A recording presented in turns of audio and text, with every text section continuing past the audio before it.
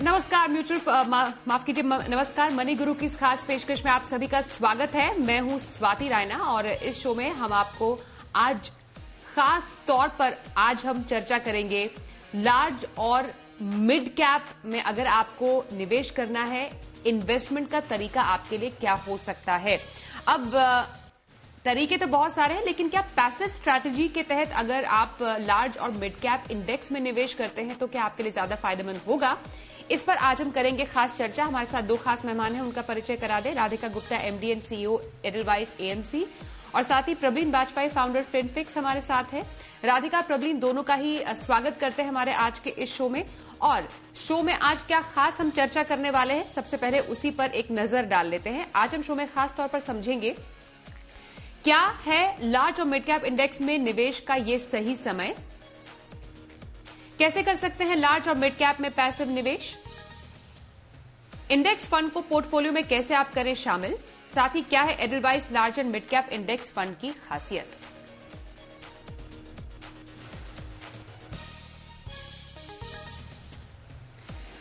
चलिए, तो यहां पर क्योंकि हम बात कर रहे हैं पैसिव इन्वेस्टमेंट स्ट्रैटेजी की, प्रवीण फिलहाल हमारे साथ शो में शामिल है। प्रवीण, यहां पर हम आपसे समझना चाहते हैं, जब हम म्यूचुअल फंड में निवेश की बात करते हैं, हमारे पास एक्टिव स्ट्रैटेजी होती है, पैसिव स्ट्रैटेजी होती है।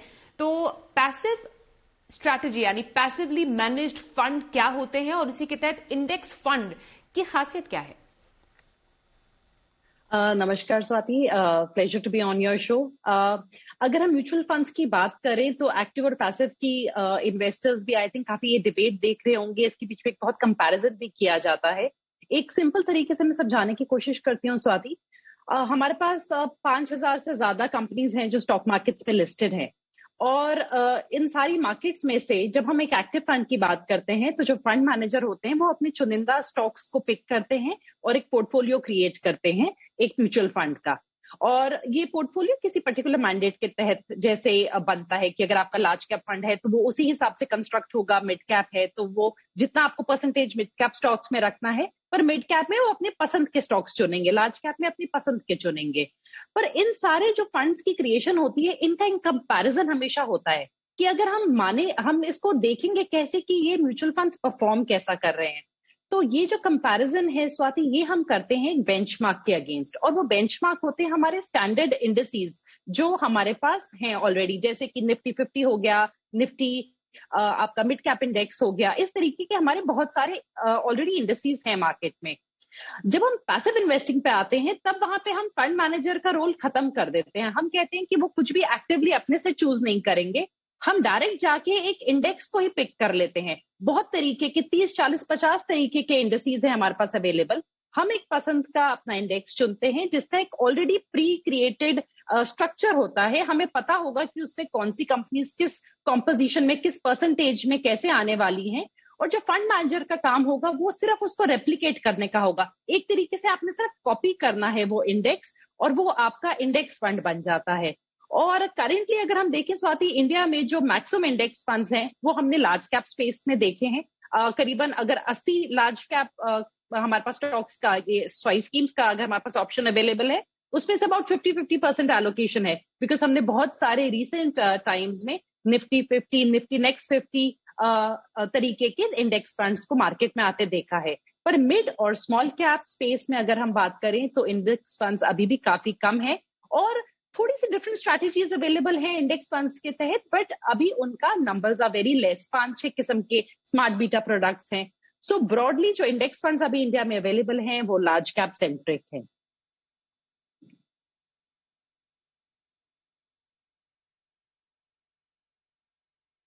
तो चलिए, यहाँ पर इंडेक्स फंड की बारीकियां हमने समझी कि इंडेक्स फंड क्या होते हैं, पैसिवली मैनेज फंड्स की हम चर्चा आज क्यों कर रहे हैं। यहाँ पर राधिका हमारे साथ आई गेस जुड़ चुकी है। ओके, चलिए, राधिका थोड़ी देर में हमारे साथ शो में शामिल होंगी, उनसे बातचीत करें। उससे पहले हम प्रवीण से ही चर्चा को आगे बढ़ाते हैं। प्रवीण, यहाँ पर अगर हम लार्ज कैप का एक ओवरऑल परफॉर्मेंस देखें अगेंस्ट जो बेंचमार्क है उसका, इंडेक्स की बात करें, तो पिछले कुछ सालों में उतना ज्यादा इंप्रेसिव नहीं रहा है। क्या वजह रही है कि जैसा लार्ज कैप या मिड कैप कैटेगरी का प्रदर्शन होना चाहिए उससे वो कमतर ही रहा है? बिल्कुल, आपने बहुत रेलेवेंट पॉइंट को हाईलाइट किया है स्वाति। हमने पिछले कुछ सालों में देखा है कि जो लार्ज कैप फंड्स हैं वो अपने बेंचमार्क को बीट नहीं कर पा रहे हैं। तो जो कंपैरिजन है वहां पे वो शॉर्टफॉल हो रहा है, और इसके कुछ रीजंस है। पहले तो मैं आपको वो गिनाती हूँ। सेबी की रिकैटेगराइजेशन 2018 में हुई थी, जिसमें म्यूचुअल फंड के स्ट्रक्चर्स को काफी अच्छे से डिफाइन कर दिया गया कि लार्ज कैप फंड 80% अपना पैसा लार्ज कैप स्टॉक्स में लगाएगा, 20% वो किसी और मार्केट कैप में लगा सकता है, इस तरीके की। प्लस जो फंड मैनेजर्स होते हैं उनके पास एक मैक्सिमम परसेंटेज तक ही वो एक पर्टिकुलर स्टॉक में अपना पैसा लगा सकते हैं। जबकि जब हम इंडेक्स फंड्स की बात करते हैं, उनमें आपका जैसे अगर हम रिलायंस इंडस्ट्रीज का वेट देखें तो 11% तक भी जाता है, 12% तक भी चला जाता है। तो यानी कि जो आउट परफॉर्मर्स हैं उनका कंपोनेंट बड़ा होते चला जाता है इंडेक्स में। और हमारे जो एक्टिव फंड्स हैं उनका जरूरी नहीं है कि सेम कॉम्पोजिशन हो। जैसे कि एक टाइम ऐसा था जब जो एक्टिव लार्ज कैप फंड्स थे उनके पास रिलायंस इंडस्ट्रीज का एक एवरेज जो एलोकेशन था वो 4% था, जबकि निफ्टी में उसका एलोकेशन 10 से ज्यादा परसेंट का था। And this is a company जिसने पिछले 3 साल में अराउंड 29% एनुअलाइज रिटर्न्स दिए हैं। तो ऐसे में लार्ज कैप फंड्स का जो परफॉर्मेंस है वो मैच नहीं कर पा रहा है। स्कोप फॉर आउट परफॉर्मेंस बहुत कम हो गया है। और पिछले 5 साल की रोलिंग रिटर्न के बेसिस पे 90% लार्ज कैप फंड्स ने एक्चुअली अपने बेंचमार्क को बीट नहीं किया है। अगर हमने किसी इन्वेस्टर ने लार्ज कैप का एक्सपोजर लेना है तो डेफिनेटली एक simple strategy through index funds becomes easier, क्योंकि वहां आपके कॉस्ट कम हो जाते हैं और कॉस्ट कंपोनेंट भी कहीं ना कहीं आपके रिटर्न्स को अफेक्ट करता है। ऑल राइट, चलिए राधिका गुप्ता हमारे साथ शो में शामिल हो चुकी हैं। राधिका, आपका बहुत स्वागत करते हैं शो में। आपके शो में शामिल होने से पहले प्रबलीन से हम पैसिव इन्वेस्टमेंट स्ट्रैटेजी और इंडेक्स फंड की बात कर रहे थे। यूजुअली हम लार्ज कैप और मिड कैप कैटेगरी की बात करते हैं, लेकिन क्योंकि हम इंडेक्स फंड की बात कर रहे हैं तो क्यों हम ये चर्चा कर रहे हैं, आपसे मैं समझना चाहती हूं कि अगर किसी को लार्ज कैप और मिड कैप कैटेगरी का फ्लेवर भी लेना है लो कॉस्ट में और लॉन्गर टर्म में अच्छे रिटर्न के चलते, तो large and mid cap 250 index एक बेहतर ऑप्शन हो सकता है। बहुत बहुत शुक्रिया। I think I heard problems points and actually क्या है कि आज के दौरान में चॉइसेस बहुत ज़्यादा हो गई हैं और हमने देखा है बाजार में पिछले 1 साल में निवेशक बहुत आए हैं, नए नए निवेशक बाजार में आए हैं। ऑफन जब मेरी निवेशकों से बात होती है तो वो कहते हैं कि एक तो इतनी सारी कैटेगरीज हो गई हैं, इतने सारे फंड्स हो गए हैं, इतनी सारी एएमसीज हैं। हालांकि मैं खुद एक एएमसी को रिप्रेजेंट करती हूँ। तो अगर हमें एक साधारण तरीका चाहिए बाजार में निवेश करने का तो हम कैसे करें इतनी सारी चॉइसेस से ना ओवरवेल्म होके। अब जब इंसान निवेश करना चाहता है तो या तो लार्ज कैप, आपने कहा लोग देखते हैं, लार्ज कैप के अभी तक प्रोडक्ट्स आए हैं लेकिन वो ज्यादातर 50 स्टॉक 100 स्टॉक्स में होते हैं एंड लार्ज कैप जरूर एक स्टेबिलिटी देता है। दूसरी तरफ लोग मिड कैप की ओर देखते हैं, लेकिन मिड कैप्स में एक प्रॉब्लम है, एक इनहेरेंटली हाई रिस्क है। आम इंसान क्या चाहता है कि थोड़ा लार्ज कैप की स्टेबिलिटी मिले, थोड़ा मिड कैप की अपसाइड मिले। उसको हमने लगता है एक large and mid cap index जो है 250 उसमें ब्लेंड किया है। इस इंडेक्स की एक बहुत यूनिक बात है, इंडेसीज तो बहुत हैं एक्चुअली, BSE 500 है, NSE है, बहुत सारी इंडेसीज हैं। उन सब में अगर आप देखें, जैसे आप BSE 500 या NSE 500 देखें, चाहे 500 स्टॉक हो लेकिन कंपोनेंट लार्ज कैप का 70-80% है।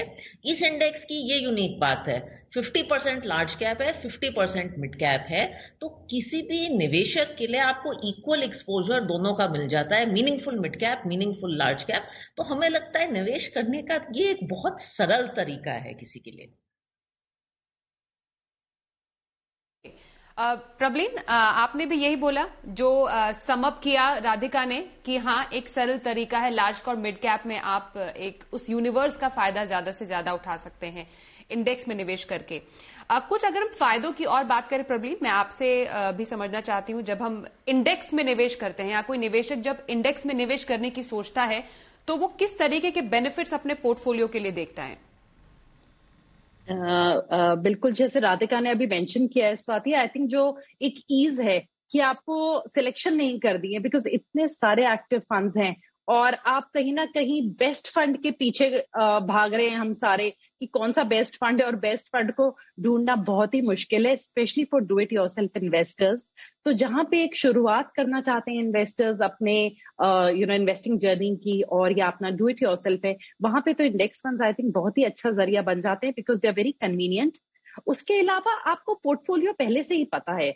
अभी राधिका का जो फंड आ रहा है एडेलवाइस का, इसका कॉम्पोजिशन एनएफओ का पैसा इकट्ठा होने के बाद, क्रिएशन के बाद नहीं पता चलेगा कि कौन से स्टॉक्स पे पैसा डाला है।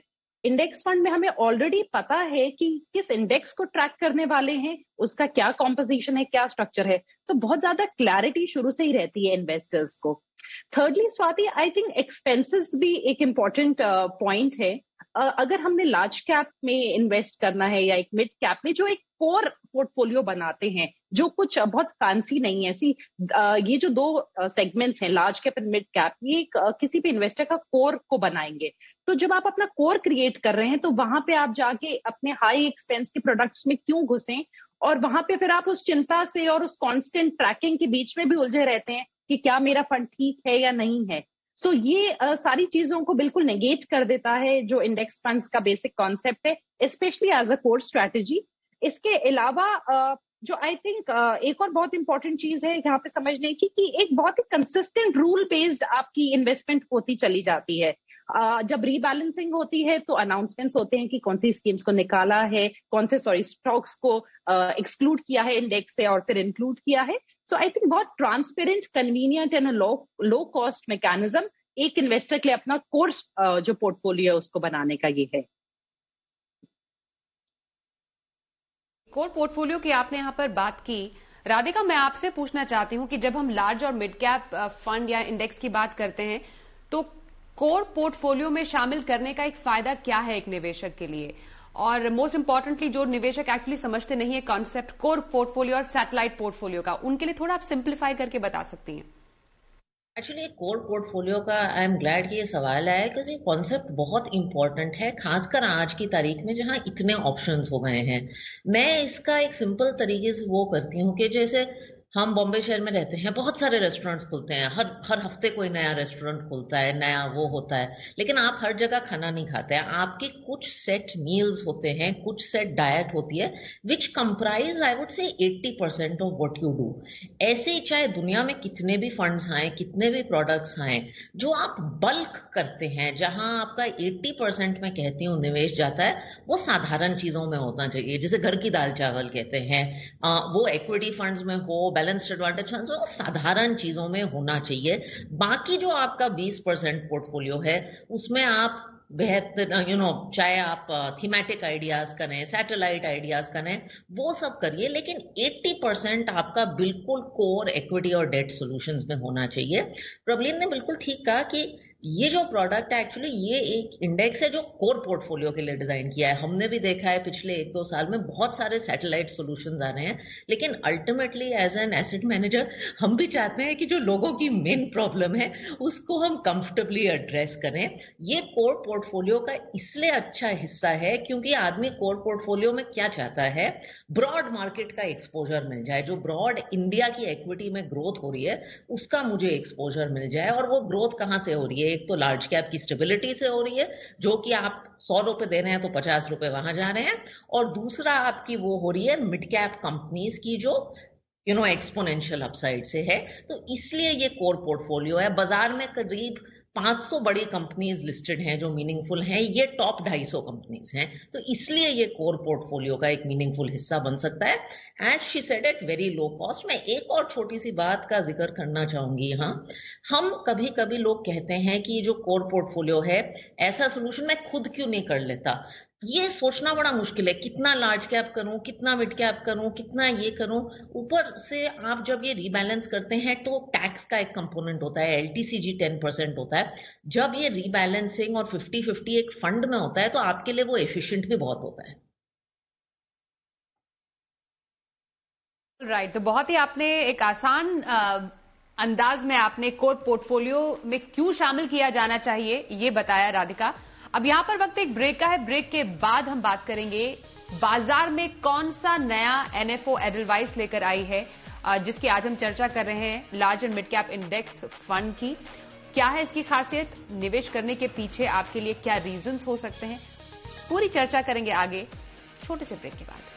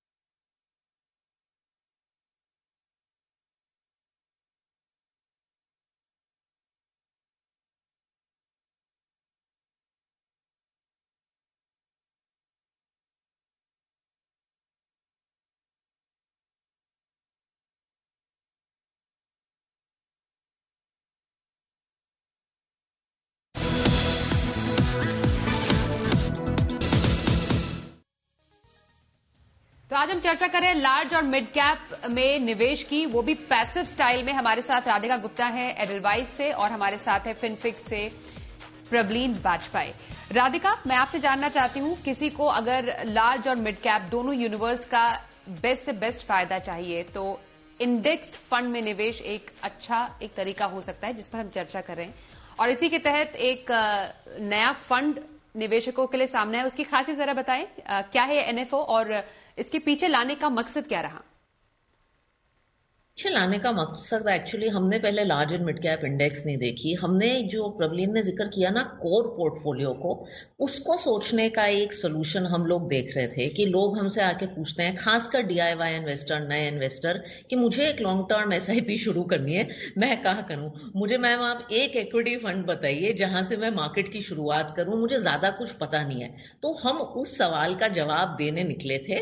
और हाँ, फिर उसके बाद हमें ये large and mid cap index हमने देखी।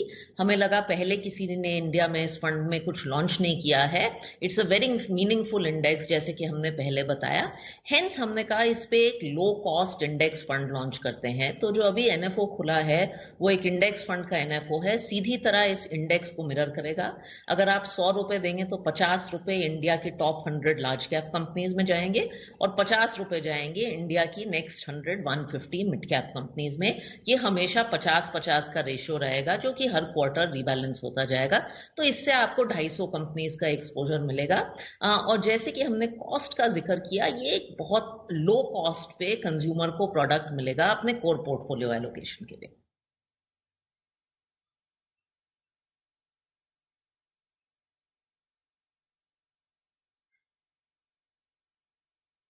तो एक नए एनएफओ की चर्चा यहां पर की है राधिका ने, और इसके पीछे लाने का मेन मकसद क्या रहा है? यहां पर डीआईवाई निवेशक का जिक्र बार बार हो रहा है, क्योंकि ऐसे निवेशक जो खुद से निवेश करना चाहते हैं। प्रबलीन, आपके पास भी कई ऐसे निवेशक आते होंगे जो कहते होंगे कि हमें खुद से निवेश करना है, तो कि इंडेक्स फंड एक डीआईवाई निवेशक के लिए एक स्मूथ सेलिंग कैसे हो सकता है? और खासतौर पर जब हम large and mid cap index की बात कर रहे हैं, स्पेशली फॉर डीआईवाई इन्वेस्टर्स, और एक स्पेशली एक नए निवेशक की पहली पसंद बन सकता है ऐसा कोई इंडेक्स या फंड?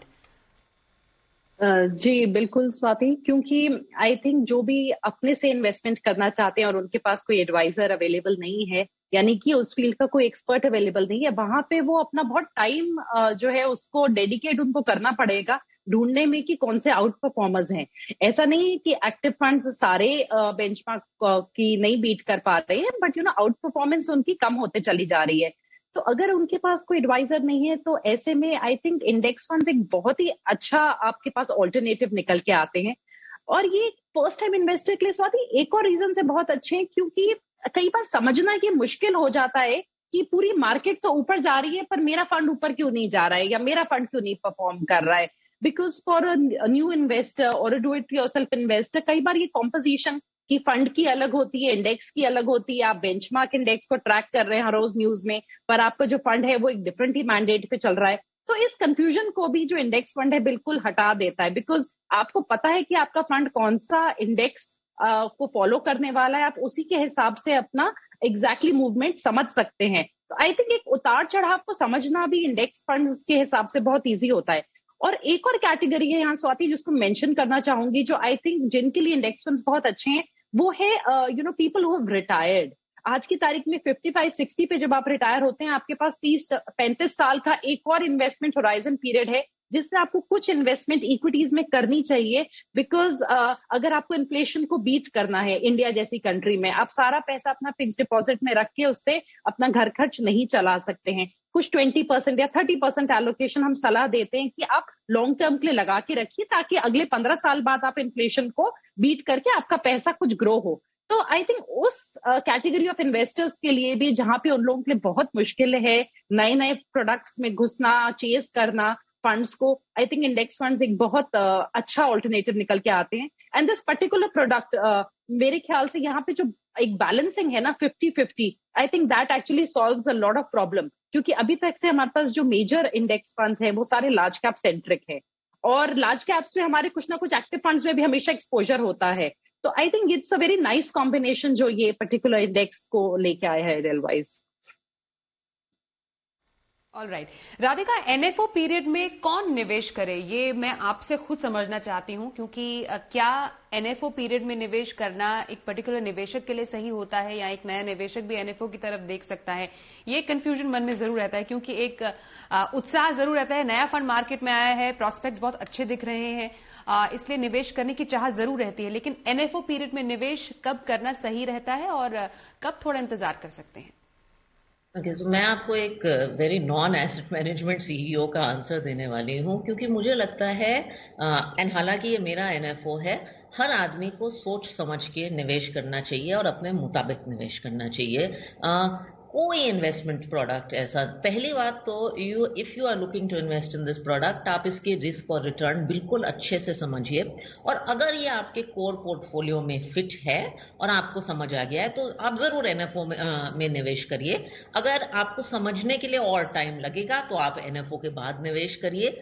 कोई भी इन्वेस्टमेंट अपॉर्चुनिटी, चाहे ये फंड हो या कोई भी और फंड हो, वो भागी नहीं जाती, क्योंकि ये ओपन एंडेड फंड्स हैं, तो एनएफओ के बाद भी खुलते हैं, और ये मेरा एनएफओ मैं तभी भी कह रही हूँ। तो अगर ये आपके कोर पोर्टफोलियो का हिस्सा बन सकता है, अगर आपकी रिस्क रिटर्न गोल्स को मीट कर सकता है, और अगर आप इसे अच्छे से समझ गए हैं प्रोडक्ट को और बहुत सारी जानकारी है, तो आप जरूर एनएफओ में निवेश करिए, ऑल्दो ये उसके बाद भी खुलेगा। ब्रिलियंट राधिका, आपसे हमने समझा कि हाँ डेफिनेटली एक कॉमन मैन के पर्सपेक्टिव से कि एनएफओ में निवेश आपको कैसे करना है, कब करना है और क्यों करना है, और कितना इंतजार आपको करना चाहिए। पर Prableen, index fund in general जब हम उस पर निवेश की चर्चा करते हैं तो एक एडवांटेजेस, फायदों की तो हमने जरूर चर्चा की, लेकिन कुछ बातों का ध्यान जो रखना होता है, हम डिसएडवांटेजेस या नुकसान तो नहीं कहेंगे, लेकिन कुछ जो एक टू डू और डोंट लिस्ट होती है वो हम लिखते हैं जरूर अपने निवेश से पहले, तो वो इंडेक्स फंड के मामले में क्या होगी? स्वाति, सबसे पहली बात तो ये, कई बार इन्वेस्टर्स को ऐसा लगता है कि इंडेक्स फंड है ना तो ये रिस्की नहीं है। ये पता नहीं क्यों ये एक नोशन सा है थोड़ा सा बाजार में, मुझे लगता है। तो ये बिल्कुल बात समझने की कि इंडेक्स फंड तो टोटली ही मार्केट में पूरा टाइम इन्वेस्टेड है, आपका पूरा पैसा जिस एलोकेशन पे वो पर्टिकुलर इंडेक्स है। तो जितना कोई भी इक्विटी फंड रिस्की होगा, इंडेक्स फंड्स उतने ही रिस्की हैं। तो ये रिस्क कम नहीं करते, जैसे राधिका ने बताया, तो रिस्क को समझना बहुत जरूरी है।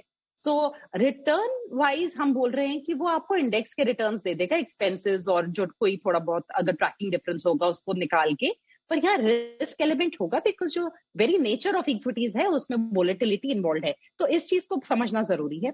जो ये पर्टिकुलर इंडेक्स फंड है, ये एक अगर हम लार्ज कैप इंडेक्स से कंपेयर करेंगे तो थोड़ा सा ज्यादा वोलेटाइल हो सकता है। तो ये भी दूसरी बात है जो इन्वेस्टर्स के समझने की है। तीसरी चीज स्वाति, टाइम होराइजन लंबा रख के चले, और जो डाउन टर्न्स आते हैं वहां पे इंडेक्स फंड्स आपका डाउन टर्न में आपके जो लॉसेस है उनको कैप नहीं कर पाता है, लिमिट नहीं कर पाता है, क्योंकि टोटली इन्वेस्टेड होते हैं। लार्ज कैप फंड्स में कई बार पॉसिबिलिटी होती है कि जो फंड मैनेजर है वो इस तरीके की कॉल्स कैश कॉल लेके रखा है, या उनने उन फंड्स में उन स्टॉक्स में पैसा लगाया है कि ड्यूरिंग द डाउन टर्न वो उसको थोड़ा सा कंटेन कर लेते हैं जो डाउनसाइड है। इंडेक्स फंड्स में ऐसा नहीं होता है। और एक नुकसान तो नहीं है, बट एक just the way they are structured, जो एक basic market cap based index होता है उसमें क्या होता है, जो कंपनी जिसका स्टॉक प्राइस बढ़ता चला जाता है उसका कॉम्पोजिशन, उसका जो वेट है वो इंडेक्स में बढ़ता चला जाता है। तो कहीं ना कहीं वो थोड़ा सा वैल्यू स्टाइल ऑफ इन्वेस्टिंग के अगेंस्ट जाता है, बिकॉज कुछ अच्छी कंपनीज कई बार थोड़े टाइम के लिए जो अच्छा परफॉर्म ना करी, कई बार वो इंडेक्स से बाहर हो जाती हैं।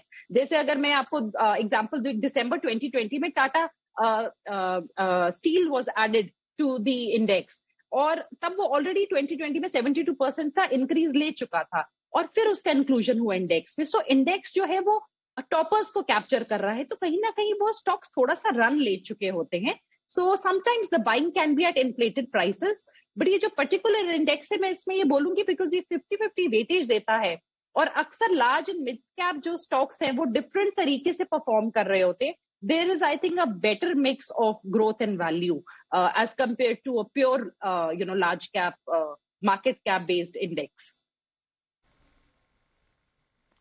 ओके, समय एक्चुअली हमारे पास समय की कमी है, बातें बहुत सारी करनी थी, डिस्कस काफी सारा करना था, लेकिन हमने मोस्टली सब कवर कर लिया है, स्पेशली इस particular large and mid cap index के बारे में और क्यों निवेश करना चाहिए। नए एनएफओ के बारे में भी हमने जानकारी ली। राधिका और प्रबलीन, आप दोनों का बहुत बहुत धन्यवाद करते हैं कि आप मनी गुरु के हमारी इस खास पेशकश में आज शामिल हुए। तो आज के इस एपिसोड में बस इतना ही। वक्त एक छोटे से ब्रेक का हो गया है, पर खबरों का सिलसिला जारी रहेगा। देखते रहिए जी बिजनेस।